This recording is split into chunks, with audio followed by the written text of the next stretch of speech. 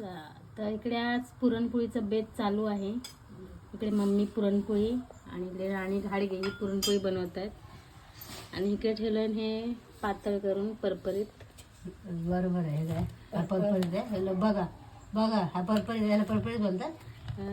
आणि इथं पुरणपोळ्या काय आहे झाल्यात व्यवस्थित, ठीक आहे. त्यातल्या त्यात मम्मीला आठवण आली माझी गेल्या वर्षी.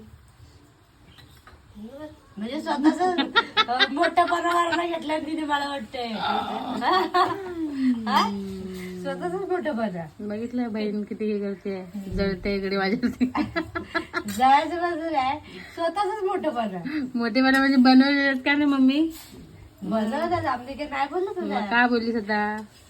हा एवढ्या हे बनवून आता का बोललीस? स्वतःच मोठं पदा.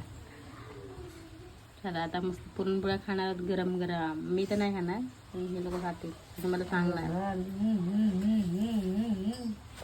चला पप्पा काय बोलत आहे जेवण.